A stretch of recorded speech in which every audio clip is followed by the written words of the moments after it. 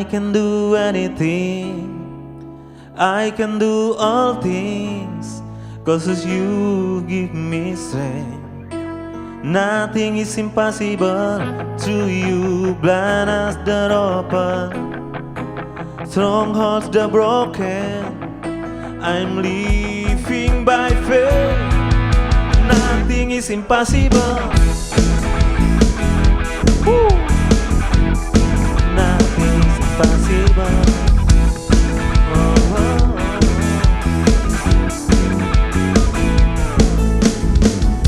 I'm not gonna live by what I see. I'm not gonna live by what I feel. Deep down I know that you're here with me. I know that you can do anything. To you I can do anything, I can do all things, 'cause you give me strength. Nothing is impossible to you. Blind eyes that open, strongholds that broken. I'm living by faith. Nothing is impossible.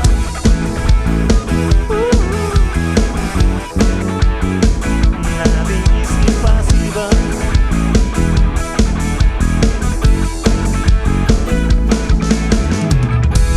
Not gonna live by what I see. Not gonna live by what I feel. Deep down I know that you're here. I know that you can do anything. To you I can do anything, I can do all things, 'cause you give me strength. Nothing is impossible to you. Blind eyes that open, strongholds that broken. I'm living by faith. Nothing is impossible. I believe, I believe, I believe, I believe in you. I believe, I believe, I believe, I believe in you. I believe, I believe, I believe, I believe in you. I believe, I believe, I believe, I believe in you. To you I can do anything, I can do all things, 'cause you give me strength. Nothing is impossible to you. Blind eyes that open, strongholds that broken. I'm living by faith. Nothing is impossible to you. I can do anything, I can do all things, 'cause you give me strength. Nothing is impossible to you. Blind eyes that open, strongholds that broken. I'm living by faith. Nothing is impossible. I believe, I believe, I believe, I believe in you. I believe, I believe, I believe, I believe in you. I believe, I believe, oh, oh, I believe, I believe, I believe, I believe, I believe, I believe in you.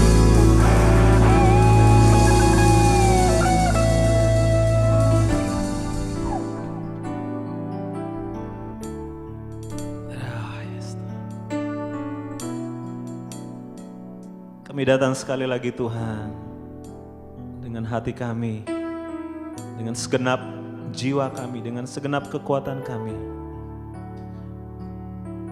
Kami mau katakan Tuhan pagi hari ini, bahwa tidak ada yang mustahil bagi Engkau ketika kami datang dengan segenap hati kami datang dengan iman kami datang dengan kepercayaan kami, dengan keutuhan kami.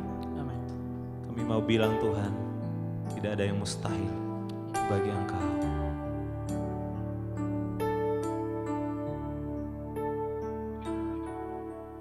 Roh Kudus hadir di sini, mengalir di bait suci. Perkara ajaib pun terjadi, kuasa mujizat nyata, karena Roh Allah sedang bekerja. Roh Kudus hadir di sini, mengalir di bait suci. Perkara ajaib pun terjadi, kuasa mujizat nyata, karena Roh Allah sedang bekerja. Tiada yang mustahil dan tiada yang sukar bila Roh Allah turut bekerja. Tiada yang mustahil bagi orang percaya, karena Roh Allah turut bekerja di antara kita.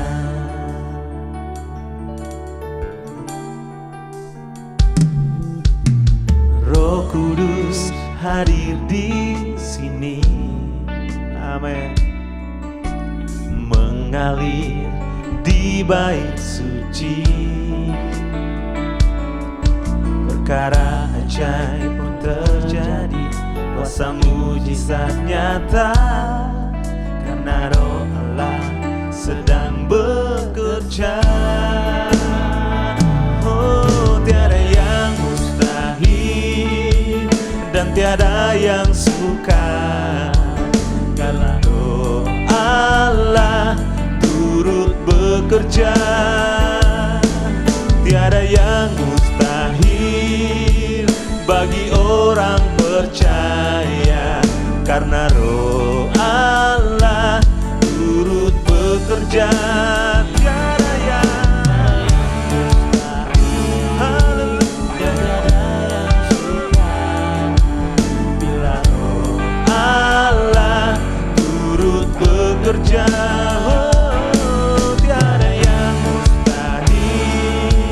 Bagi orang percaya, karena Roh Allah turut bekerja di antara kita.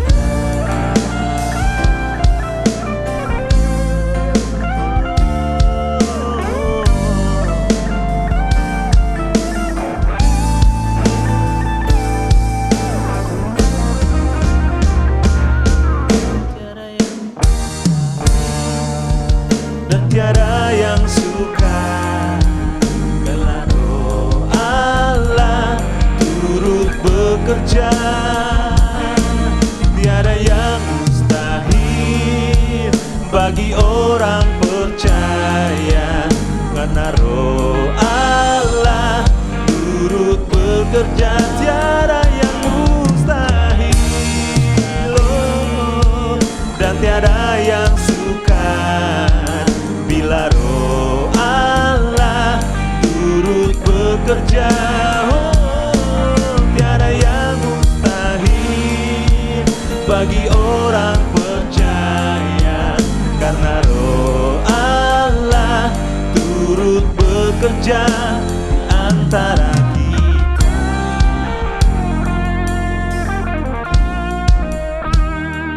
Bila Roh Allah bekerja di tempat ini, tiada yang mustahil bagimu Tuhan. Bagi yang percaya, bagi yang berharap, tiada yang mustahil. Oh, Kau di sini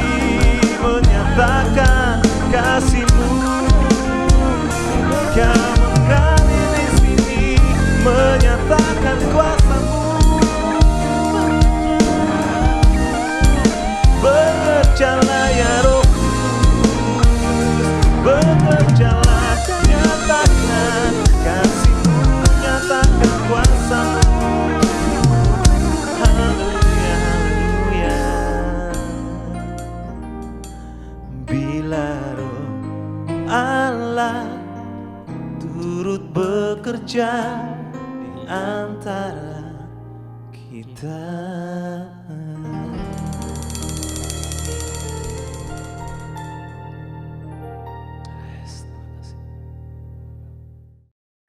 Halo Shalom Jemaat FCC yang dikasihi Tuhan. Puji nama Tuhan, hari ini saya Bobby Febian boleh melayani kita semua. Saya bersyukur hari ini saya diberi kesempatan untuk menyampaikan kebenaran firman Tuhan. Saya percaya kita semua dalam keadaan yang luar biasa karena Yesus yang kita sembah adalah Tuhan yang luar biasa. Amin.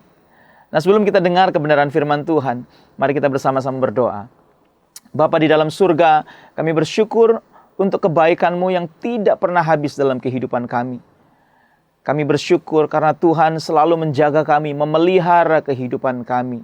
Kami percaya Bapa, apapun yang terjadi di depan kami tahu bahwa Tuhan tidak pernah meninggalkan kami. Dan kalau sebentar Tuhan, kami boleh mendengar kebenaran firman-Mu. Inilah yang menjadi kekuatan kami. Ini yang menjadi penopang kami. Tuhan, kami mau buka hati kami, biar firman-Mu itu tertabur dengan baik di hati kami, bertumbuh, berbuah, dan menjadi berkat buat kami sendiri juga buat banyak orang di sekitar kami. Engkau mengurapi setiap kami, memberkati setiap kami. Berkati dan urapi hamba-Mu ini Tuhan. Terima kasih di dalam nama Yesus kami berdoa. Haleluya. Amin. Puji nama Tuhan. Sekali lagi senang sekali saya bisa melayani kita semua untuk menyampaikan kebenaran firman Tuhan. Terima kasih untuk FCC yang telah memberikan waktu buat saya untuk menyampaikan kebenaran firman Tuhan. Satu hal yang ingin saya sampaikan hari ini adalah sebuah hal yang memang ditaruh Tuhan di hati saya, menjadi rema dalam kehidupan saya, menjadi pengalaman buat saya, di mana saya mengalami Tuhan selama beberapa waktu belakangan ini, khususnya buat kita semua. Kita sedang memasuki masa-masa yang sulit di tengah-tengah pandemi seperti ini. Nah, saudara, kita akan belajar sama-sama dalam kitab Matius pasal yang ke-14. Saudara, kita akan baca bersama-sama ya. Judulnya adalah Yesus berjalan di atas air. Ya. Matius 14 mulai ayat yang ke-22. Saya akan baca buat saudara. Sesudah itu, Yesus segera memerintahkan murid-muridnya naik ke perahu dan mendahuluinya ke seberang. Sementara itu ia menyuruh orang banyak pulang. Ya. Hari itu Yesus menyuruh murid-muridnya untuk segera pergi. Pergi dari mana? Nah, Bapak Ibu, cerita ini sebenarnya adalah rangkaian peristiwa yang sama, hari yang sama dengan hari ketika Yesus mengadakan mujizat besar, yaitu memberi makan 5.000 orang. Ya, kalau kita baca Alkitab, kepotong sama judul, saudara, kita berpikir seolah-olah ini beda hari atau beda waktu, rentang yang panjang. Ternyata enggak. Ini satu rangkaian peristiwa. Ya. Nah, Bapak Ibu, Alkitab kita ini dulu awalnya tidak ada ayat-ayatnya seperti ini. Ya, baru abad ke-15 ada seorang bernama Robert Estienne yang dia kemudian menuliskan atau memberikan ayat-ayat di Alkitab supaya kita lebih mudah memahami, juga kita bisa memahaminya secara kontekstual. Tapi saudara, cerita ini cerita yang berlanjut. Nah, apa yang ingin saya sampaikan di sini adalah, Bapak Ibu, seringkali kita seperti murid-murid ini. Kenapa? Karena murid-murid ini sebelumnya telah melihat mujizat yang besar. Ya, kita sebagai anak-anak Tuhan, murid-murid Tuhan, kita seringkali diizinkan untuk melihat mujizat yang besar. Amin. Mujizat yang luar biasa, mujizat yang dahsyat. Wow, 5 roti, 2 ikan, memberi makan 5.000 orang. Matematika dari mana, saudara ya? Itu matematika sorga. Amin. Mujizat terjadi dalam kehidupan anak-anak Tuhan. Tapi kemudian Tuhan Yesus berkata kepada murid-muridnya, cukup. Udah, jangan terlalu terlena dengan euforia. Ayo, move on. Bergerak lagi. Nah, hari ini kalau saudara suka judul khotbah, saya kasih judul khotbah saya, move on. Ya, bergerak, maju. Ya, jangan lama-lama ada di sini. Hari ini pesan Tuhan buat kita semua, ayo jangan lama-lama diam di masa lalu. Amin. Masa lalu itu ada dua Bapak Ibu. Ada masa lalu yang kelam, ada masa lalu yang jaya. Betul? Nah, tahukah saudara bahwa dua-duanya ketika kita hidup di dalamnya, itu membuat kita sulit sekali untuk maju. Amin. Masa lalu yang kelam harus ditinggalkan. Ya, masa lalu itu dikenang ya udah nggak apa-apa. Diingat ya sedikit nggak apa-apa. Untuk belajar, oke, tapi kita tidak boleh hidup di dalamnya. Apa artinya hidup di dalamnya? Artinya kita berpikir kita masih ada di zaman itu. Itu hidup di dalamnya. Ya kan? Pertama masa lalu yang kelam. Udah pasti masa lalu yang kelam harus ditinggalkan. Ya, saya pribadi punya banyak masa lalu yang kelam. Saya membuat keputusan-keputusan yang salah dalam hidup saya. Saya banyak melakukan kesalahan dalam kehidupan saya. Ya kan? Saya banyak gagal dalam hidup saya. Saya banyak disakiti dalam hidup saya. Tapi itu masa lalu. Saya tidak mau lagi tinggal ada di situ. Ya, jangan mau dikuasai sama masa lalu. Tapi Tuhan bilang gini, maju. Ada masa lalu yang kedua. Masa lalu yang penuh dengan kejayaan, saudara. Ya. Nah, ternyata masa lalu yang seperti ini juga berbahaya ketika kita tinggal di dalamnya. Kita menjadi orang-orang yang cepat puas, sudah puas, berpuas diri, nggak pengen maju, udahlah begini aja, ini udah oke. Padahal Tuhan sedang menyediakan sesuatu yang jauh lebih baik. Tahukah kita bahwa berkat Tuhan itu selalu baru setiap hari? Selalu baru setiap hari, baru setiap pagi, besar setiamu Tuhan. Tuhan selalu kasih yang baru, brand new. Bukan rekondisi, bukan, brand new. Yang baru setiap pagi. Itu sebabnya kita nggak boleh tinggal di masa lalu. Entah buruk, entah baik. Kita mesti move on. Kita mesti bergerak maju. Dan Yesus berkata kepada murid-muridnya, ayo jalan. Jalan dulu kamu. Bergerak.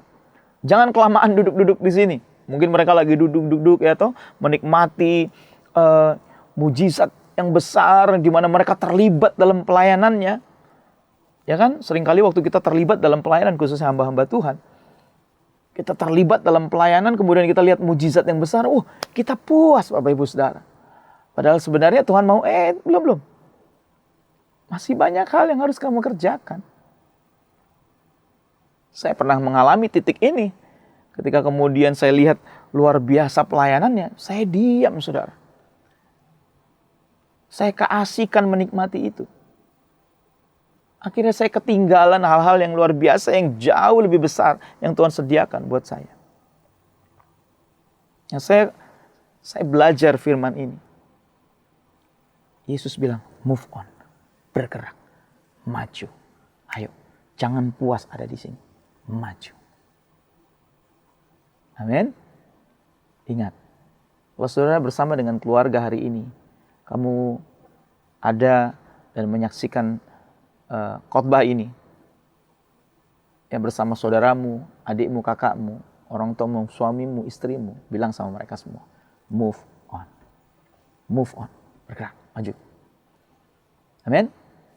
Nah, dan setelah orang banyak itu disuruhnya pulang, Yesus naik ke atas bukit untuk berdoa seorang diri.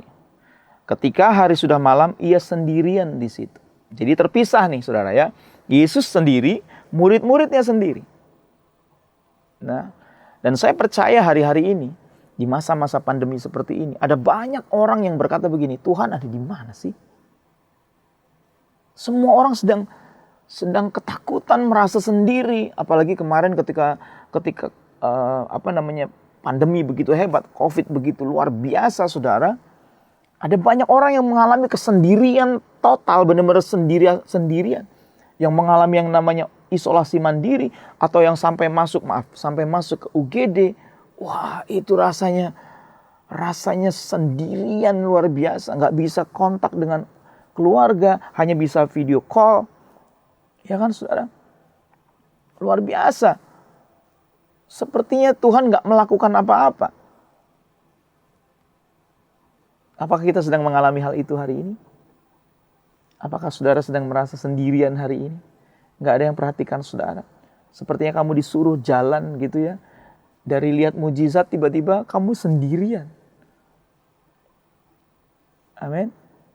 Elia pernah mengalami hal ini, saudara. Setelah dia mengalahkan 400 Nabi Baal, dia merasa sendiri, dia ketakutan. Nah, berita baiknya adalah begini. Yesus tidak pernah membiarkan kita sendirian. Yesus tidak pernah meninggalkan saya dan saudara. Apapun keadaan kita hari ini. Ayat selanjutnya, firman Tuhan berkata begini. Perahu murid-muridnya sudah beberapa mil jauhnya dari pantai dan diombang-ambingkan gelombang karena angin sakal. Wow. Ya. Saya percaya kita semua pengen maju. Kalau orang ditanya, kamu pengen mundur apa maju? Maju. Ya. Karena Tuhan juga maunya kita maju. Tapi masalahnya adalah untuk maju itu tidak mudah. Murid-murid mengalami yang namanya gelombang besar. Mereka di tengah angin sakal. Saudara dengar baik-baik. Waktu kita berani memutuskan untuk maju. Itu gak gampang, saudara. Selalu ada tantangan, selalu ada rintangan, selalu ada tekanan. Amin. Murid-murid menghadapi yang namanya angin sakal. Apa itu angin sakal? Angin sakal adalah angin yang bergerak melawan kita. Ya, zaman dulu kalau orang naik kapal itu kan pakai kapal layar, saudara ya. Nah, kapal layar ini bergerak itu berdasarkan angin.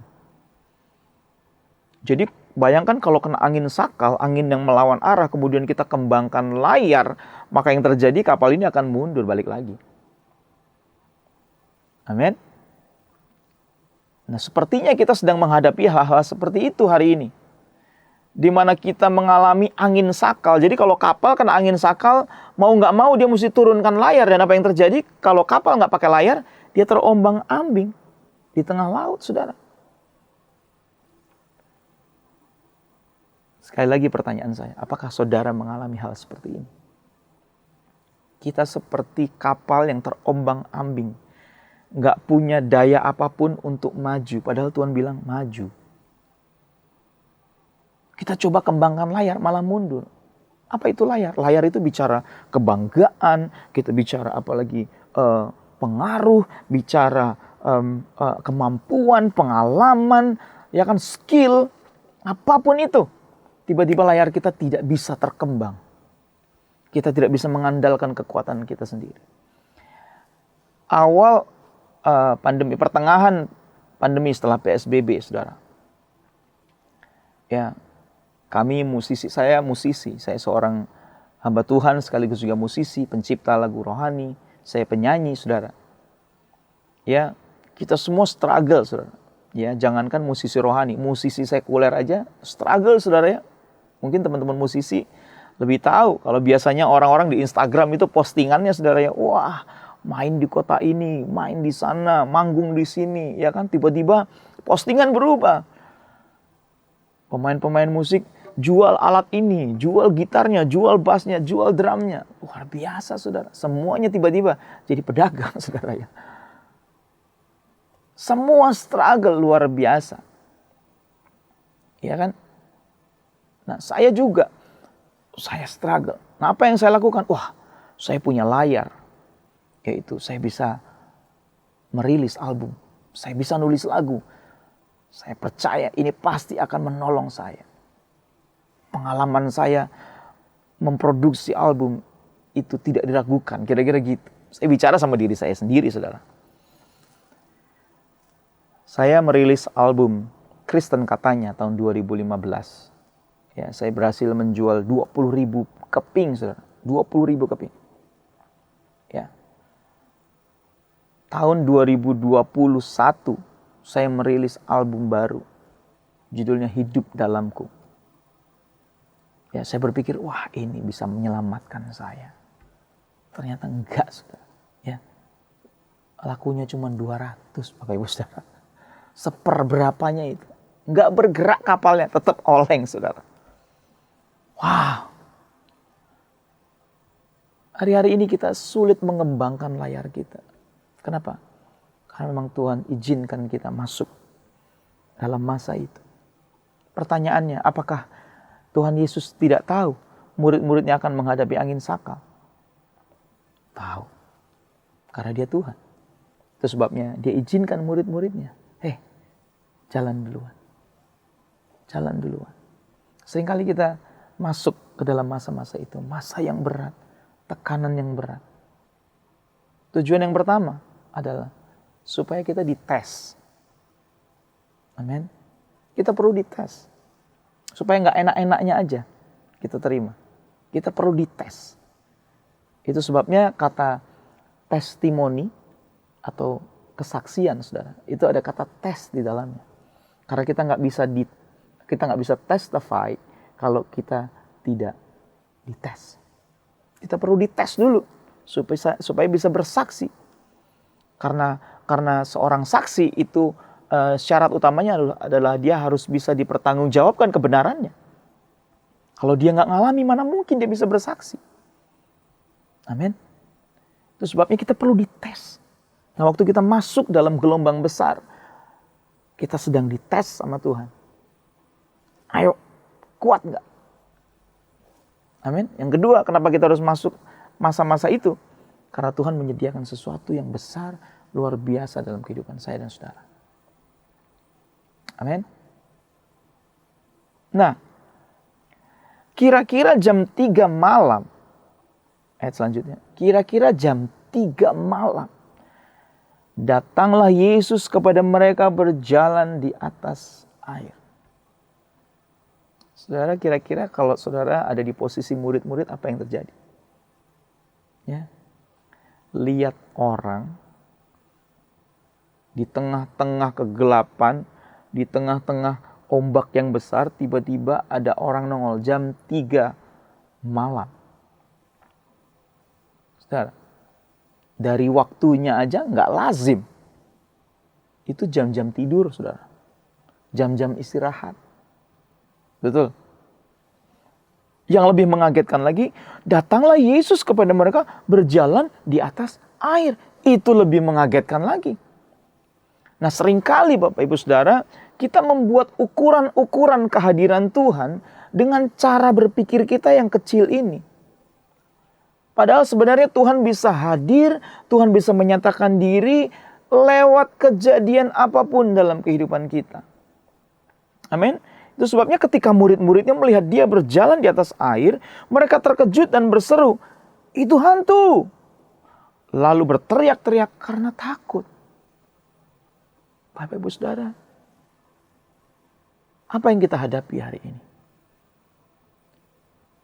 Mungkin bisnis kita lagi turun, atau mungkin bangkrut. Saya punya bisnis, puji Tuhan masih survive selama pandemi, bisnis kuliner. Tapi mungkin ada banyak di antara kita yang bangkrut bisnisnya, atau kehilangan pekerjaan, atau bermasalah dengan hubungan, dikhianati orang,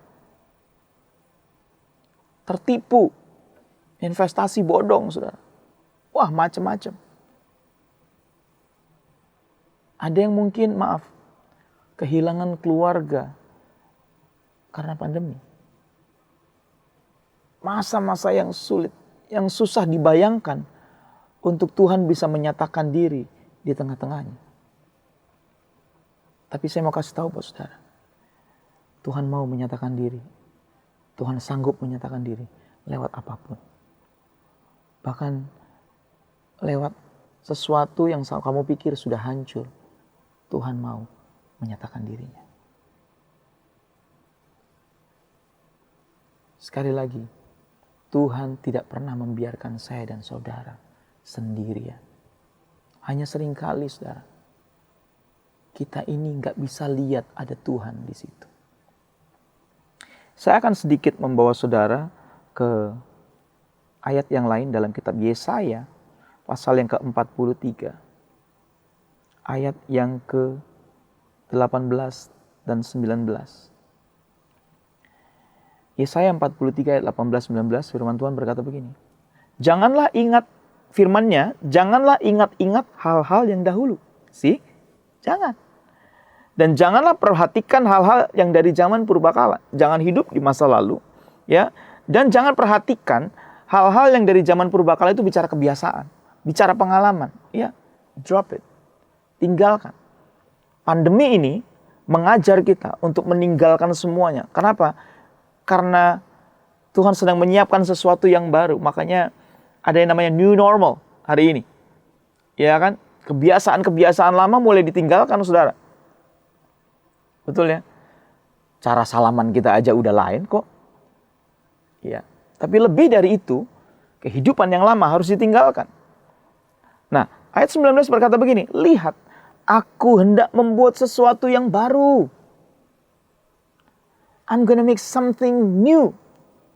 Brand new. Yang sekarang sudah tumbuh.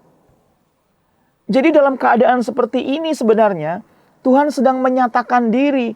Tuhan sedang menyatakan sesuatu. Tuhan sedang menumbuhkan sesuatu dalam kehidupan saya dan saudara. Nah, pertanyaannya adalah, belumkah kamu mengetahuinya? Loh, kok kita nggak lihat, saudara? Ternyata kita nggak lihat. Kenapa kita bisa nggak lihat Tuhan berkarya dalam kehidupan kita? Karena apa? Karena mata kita tertutup. Hati kita tertutup. Hati kita tertutup oleh yang namanya ketakutan. Hati kita tertutup oleh yang namanya kekhawatiran. Hati kita tertutup oleh yang namanya kemarahan. Hati kita tertutup oleh yang namanya dosa. Itu menutup kita semua untuk melihat kemuliaan Tuhan dinyatakan dalam hidup kita. Ya, Bapak Ibu, bukan Yesus nggak sayang sama kita. Bukan Tuhan nggak sayang sama kita. Kitab Efesus pasal yang pertama berkata begini, segala berkat rohani di dalam sorga telah dicurahkan buat setiap kita di dalam Yesus. Sudah dicurahkan Bapak Ibu Saudara. Problemnya adalah, nih, kita tutup semuanya. Dengan apa? Hati kita seperti sudah penuh dengan barang-barang, saudara. Nggak ada space lagi. Itu sebabnya hari ini, ayo cuci gudang, keluarin itu semua. Buang itu semua. Supaya kita bisa melihat Tuhan ada di depan kita. Saya ingat waktu anak saya yang pertama, sekarang umur 13 tahun, waktu itu umur 5 tahun. Dia belajar berenang, saudara. Semua anak kecil suka kolam renang. Tapi mereka nggak semuanya suka berenang. Mereka suka main air. Nah, anak saya umur 5 tahun, saya bilang begini, Elroy, namanya Elroy sudah besar, ayo belajar berenang. Saya bawa dia ke kolam yang dalam. Ya, kira-kira 20 cm lebih tinggi dari dia. Kalau saya lepas, dia tenggelam. Nah, saya bilang sama dia, ayo, kamu ada di sini, saya bilang kamu gerak aja. Gerak aja, kamu tidak akan tenggelam. Wah, dia benar, saudara, dia bergerak. Wah, dia bergerak entah gaya berenang, gaya dogi lah, gaya apa, gaya kura-kura, saya nggak ngerti, saudara. Pokoknya dia gerak dan tidak tenggelam. Tapi sambil marah-marah, saudara. Dia marah-marah, wah, dia jahat, nanti aku tenggelam nih, aku gak bisa napas. Padahal jarak saya dengan dia itu mungkin cuma 50 cm, nggak nyampe setengah meter, saudara. Saya benar-benar di depan dia. Ketika panik, dia nggak bisa lihat saya. Dia nggak percaya saya bisa tolong dia. Ketika kita panik, kita nggak bisa lihat Tuhan di depan kita. Kita nggak percaya Tuhan bisa kerjakan sesuatu untuk menolong saya dan saudara. Stop panik, stop marah. Amin. Supaya kita bisa melihat Tuhan. Even di waktu-waktu yang sepertinya mustahil. Even itu jam 3 pagi.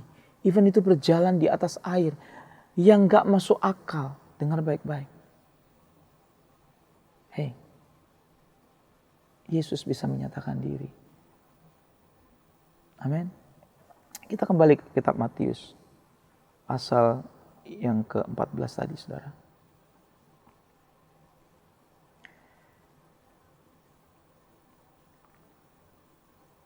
Nah,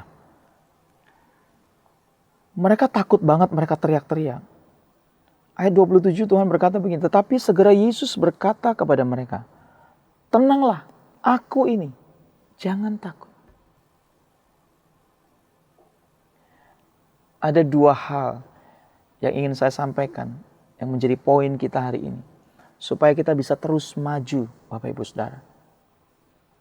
Yang pertama adalah ini, mari kita fokus kepada suara Tuhan. Mari kita fokus kepada firman Tuhan. Ya, Tuhan berkata, tenang, aku ini, jangan takut. Tenang. Woi, tenang, woi, tenang. Kalau saudara hari ini lagi galau, lagi kecewa, lagi bingung, lagi khawatir, Tuhan bilang begini, tenang. Hari ini kita belajar yang pertama, yuk fokus kepada suara Tuhan. Ya, Pak, Tuhan bicara. Tuhan bicara. Tuhan itu pribadi, dia berbicara. Justru waktu kita membangun saat teduh kita dengan Tuhan, ya saudara, saat yang paling indah adalah ketika dia berbicara buat kita. Amin. Saya ini melayani pujian dan penyembahan, saudara. Saya banyak mengajar tentang praise and worship. Ya, dan ada satu kata yang sering banget kita dengar, namanya menikmati hadirat Tuhan. Betul? Waktu kita menyembah Tuhan, kita berkata, kita menikmati hadirat Tuhan. Nah, cuman masalahnya begini, seringkali pengertian kita tentang menikmati hadirat Tuhan, itu yang perlu sedikit dirubah. Karena fokusnya selalu kenyamanan diri kita. Ya kan? Makanya ketika suasananya nggak enak, kita bilang, wah kayaknya hadirat Tuhan nggak ada. Siapa bilang, saudara? Karena kita selalu fokus kepada suasana dan kenyamanan diri kita. Enggak dong. Fokus kita adalah ketika Tuhan berbicara buat kita. Dan kita mulai mengenal dia. Mengenal suaranya. Yang terakhir adalah mengenal kehendaknya. Itu jauh lebih penting. Jadi fokus kita kepada kehendak Tuhan. Fokus kita kepada pengenalan. Bukan suasana. Amin. Jadi waktu kita membangun penyembahan kepada Tuhan, katakan Tuhan, bicaralah buat saya. Itu jauh lebih penting daripada masalah-masalah saya ini. Karena tuntunan Tuhan itu luar biasa. Waktu Tuhan memberi jalan buat kita, saudara, Tuhan memberi tujuan yang dahsyat, yang luar biasa. Amin. Fokus kepada suara Tuhan. Bagaimana Tuhan berbicara? Tuhan bisa berbicara lewat firman yang kita baca. Amin. Saya pribadi belum pernah dengar audible suara Tuhan, saudara. Belum. Tapi saya percaya Tuhan berbicara ketika saya membaca firman. Kemudian seperti ada sesuatu yang menyentuh hati saya. Kemudian, oh ya Tuhan. Tuhan sedang bicara buat saya lewat firman ini. Amin. Oh, Tuhan juga bisa berbicara lewat visualisasi. Ketika saudara mungkin lagi diam, lagi nyembah, tiba-tiba saudara terbayang sesuatu. Kemudian, oh, saya ingat saudara saya. Saya perlu berdoa buat dia. Saya perlu datangi dia mungkin perlu pertolongan. Amin. Atau Tuhan bisa berbicara lewat desakan hati kita. Tiba-tiba kita terdesak seperti pengen ketemu sama satu orang. Aduh. Seperti kita nggak bisa bergerak, kita pengennya ke situ terus. Tuhan berbicara. Itu sebabnya dengar suara Tuhan. Hari ini, ayo fokuskan telinga kita, pandangan kita kepada firman. Firman itu dibaca, direnungkan, diperkatakan, dilakukan, saudara. Ya, firman Tuhan berkata, renungkan firman. Renungkan itu seperti mengunyah. Kunyah firman itu supaya bisa ditelan, dicerna dengan baik. Kan kita nggak pernah makan nggak dikunyah, saudara. Makan bubur aja kadang kita kunyah, betul? Benar nggak? Minum jus aja dikunyah-kunyah, saudara. Betul nggak? Makan bakso apalagi, jangan sampai saudara makan bakso nggak dikunyah, ya kan? Kemudian perkatakan. Tiap kali ada pikiran-pikiran jelek, perkatakan firman. Aku perkatakan mujizat, aku perkatakan pertolongan Tuhan, aku perkatakan kesetiaan Tuhan tidak pernah berhenti dalam hidupku. Aku perkatakan bahwa Tuhan tidak pernah mempermalukan aku. Perkatakan itu, saudara. Ya, makanya kalau baca Alkitab jangan dalam hati. Baca yang keras. Ekspresikan. Kita belajar sama-sama, saudara. Amin. Kemudian lakukan itu. Lakukan itu. Fokus kepada suara Tuhan. Ini aku. Jangan takut. Lalu Petrus berseru menjawab dia, Tuhan, apabila engkau itu, suruhlah aku datang kepadamu berjalan di atas air. Di antara semua murid-murid itu ternyata cuma ada satu orang yang bisa mengerti dan bisa tahu bahwa itu Tuhan. Namanya Petrus. Dia bilang, Tuhan, kalau itu engkau, suruhlah aku datang kepadamu. Nah, fokus kita yang kedua setelah firman Tuhan, fokus kita yang kedua adalah mari datang kepada Tuhan. Bangun hubungan kita kembali dengan Tuhan. Saya pernah salah, saudara. Saya melayani Tuhan bertahun-tahun.